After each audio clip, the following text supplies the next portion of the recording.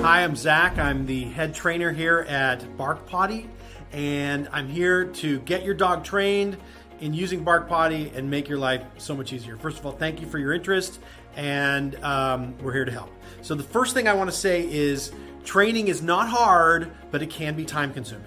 Okay? Just understand this. It's very, very simple, but it can take time because we're not just training the dog to sit, we're training the dog to go to the bathroom, which means that the dog has to have sufficient urge to go, which just can take time to build up that urge. Okay, so we have to, that's one of the issues that we deal with when we're training dogs to do this. It just can more time consuming than the average training session.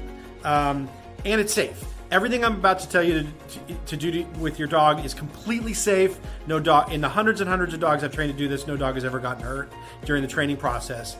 And people have that concern, so I just want to throw that out there at the beginning.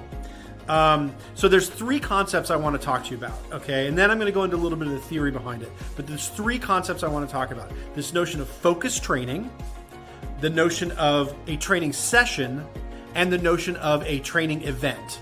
I'm going to explain those three things, and once you understand just those three basic concepts, you will be able to train your dog hands down, make it happen. Okay, so focused training is where you set aside time to do the training over the course of a few hours to a day to 2 full days. Okay, your dogs can hold it for a lot longer than you think. Say that with me.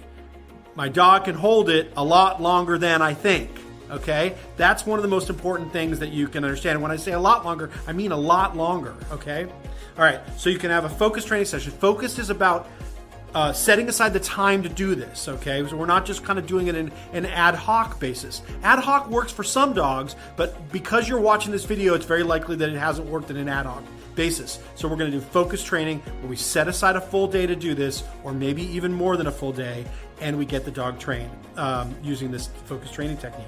Now, let's talk about what I call a training session. A training session is very simple. It starts with a full bladder and it ends with the urination.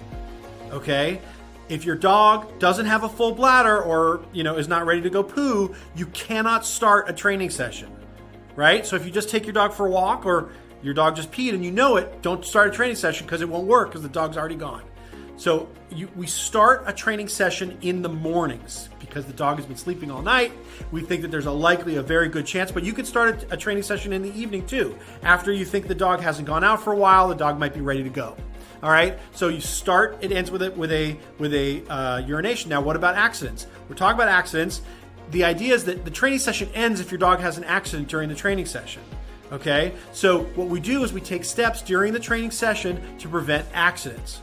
All right, so we start in the morning on a training session. You wake up with the dog, you take the dog to the Bark Potty, and we're going to go through what a training event is. That's what actually happens on the Bark Potty itself. But during the training session, we're going to take the dog to the unit. We're going to go through a training event, which I'm going to talk about in a second. And if the dog doesn't urinate and you don't have a successful pee reward cycle during that training event, we take the dog and put the dog in a place where it's not going to have an accident, i.e. in its crate. Okay, so we crate the dog, we wait an hour, we uncrate the dog, take the dog to the unit, to the Bark Potty, we say go potty. I'm going to talk about that in a second, what that entails. If the dog doesn't go, it goes back in the crate. We do this every hour, all day long, and it can take more than a day. Okay, I know, it's crazy, it can take overnight. Dogs can hold it. I'm going to go into this in the theory section in a second as to why, but just understand your dog can hold it a lot longer than you think. So what we're doing is we're going every hour, and then we're crating the dog. Crate the dog for an hour, take the dog to the Bark Potty. Crate the dog for an hour, take the dog to the Bark Potty. Over and over and over again. Okay, now let's talk about a training event. A training event is what actually happens on the unit when the dog is there. What you do is you place the dog on the unit facing in the same direction each time. I always do that, and I'll tell you why in a second. Face the dog in the same direction and you say go potty. You can do it 10 times, 20 times, 30 times, you can say go potty. If the dog looks at you funny, you place the dog physically back on the unit and you say go potty. If the dog walks in a circle and sniffs, you wait to see if it's going to go. If it's not going to go, you place the dog back on the unit and say go potty. If the dog sits down and looks at you, and they will, and like, what do you want me to do? You put the dog on the unit, back in the same orientation, and you say go potty. And again, you can do it 10, 20, even 30 times. Okay? If the dog looks at you funny, like he's not going to go, back in the crate. Again, you're in a training session, so you wait an hour and then you do it again. It's that simple. During a training event, you have a treat in your pocket. You do not show the dog the treat. You keep it in your pocket, okay?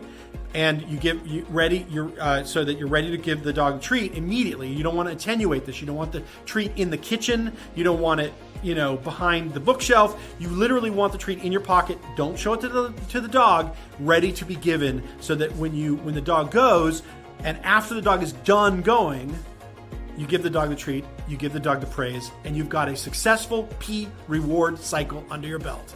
At that point, you can go on with anything. You end the training session, because remember, the training session ends with the urination, and you can go on with your day. You can go on a walk, you can play with the dog, you can not crate the dog, you can do whatever you want to with the dog, but when you're ready to start another training session, you just need to be relatively sure that the dog has had enough time to cook up a urination. Okay, that's training event. So we've gone over what focus training is, we've gone over a training session, and we've gone over a training event.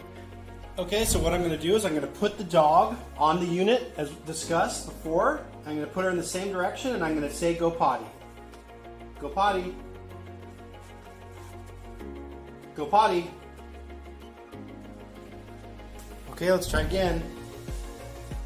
Go potty. Go potty.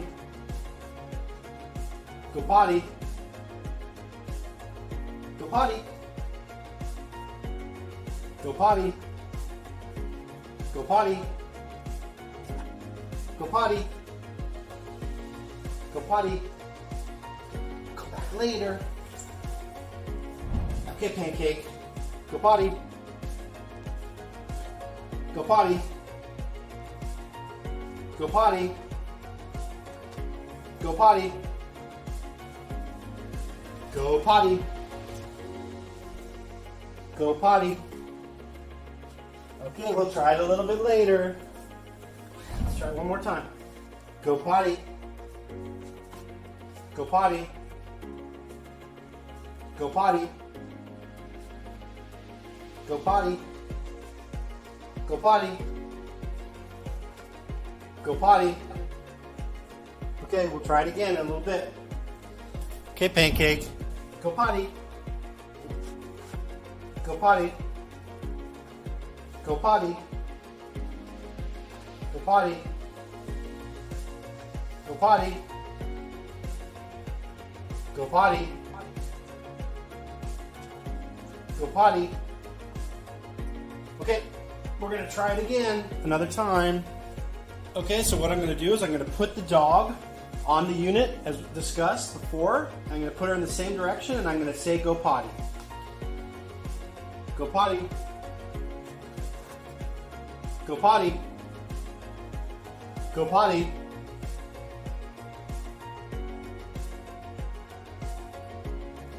Good girl. Good girl. Okay, and then I give her a treat. Now I want to talk a little bit about theory. I've used this term before, but I use it loosely, that dogs are pack animals. Obviously, we know now that dogs do not display the same pack behaviors that wolves do, but they have remnants of the pack behaviors, and there's a couple different things that I want to talk to you about. One is about marking the unit with the scent of another dog, which you can do if you want to. And the way we do that is this. You go to a place where you know another dog, a foreign dog, has urinated. You take a paper towel and you fold it into quarters and you wet it liberally and you sop up the dried urine into the paper towel, and then you put it into a sandwich bag so that you're not touching any of it. Right? Put it into a sandwich bag. Obviously, wash your hands if you do this, and then you wring the sandwich bag out onto the unit. I do it under where the dog's nose was. Remember when I said before, during the training event, you're putting the dog in the same position on the unit each time. I sent the unit right under where the dog's nose is, okay? This step is not required, but it can be helpful. Now, let's talk about the scent that will be useful. Make sure it's a very foreign dog. Again, dogs are not technically pack animals like we used to think of them as, but they are very territorial like pack animals. And they can identify friendly scents versus interloper scents. And friendly scents are not as engaging and dynamic and not as likely to generate a response as foreign dog scent. So you want to get scent from a dog that's as foreign as possible, okay? Now, again, it's not required. I train dogs all the time to do this without actually using the scent of a foreign dog, but you can. Now let's talk a little bit about theory so you understand why your dog is taking a long time to do this, okay? Your dog wants to scent a broad territory. Again, it wants to have a large territory that it roams because they are territorial, all right? And they use their scent to mark the boundaries of their territory. So what you want to do is they have a strong desire to go out into the world and mark. And you're trying to replace that instinct with the treats, right? So you can understand that the dog goes to the door and go, mommy, mommy, mommy, I need to go out. I need to go out. It hurts so much. But that's not actually what's going on inside the dog. The dog is not in pain or hurting. They're expressing a strong desire to go out. So what you want to do is you want to replace that urge to go out into the world and mark with a treat and love. And that's the great thing about dogs, is you can train them to do that. So don't misinterpret their desire to kind of paw at the door as that they're in pain. And let me tell you why. A dog has a different relationship to its urine than you do as a human. You have to go because you have to expel waste products. Dogs use their urine as a tool to mark their territory. And let me give you an analogy. Let's say I was a gang member with a can of spray paint, right? If I'm going to mark my territory, I would be a very poor gang member if I had to spray all of the can at one sitting, and I had a certain time. There was a timer on the can that I had to use it in a certain amount of time. So again, dogs are more savvy than that with their urine. They can choose to put it where they want. They have a much longer duration of time to expel it. They have much less urgency to quote unquote go than you do. Understand that, okay? So you're not hurting the dog. It's not uncommon for dogs to take 30 hours to go, 22 hours to go. Your little dog, when you start in the morning, you might actually end up seeing success for that dog at 10 o'clock at night on the first day, or noon the second day. Again, it's not common, but it does happen. So just understand that your dog can hold it a lot longer than you think. Anyway, we're here to help. Reach out to us. If you're a Bark Potty customer, we can give you free training. And we are here to help and get your dog straightened out and using the product as quickly as possible. Stick with it. You're in charge. Don't let the dog tell you what to do. You tell the dog what to do. The dog will love you for it.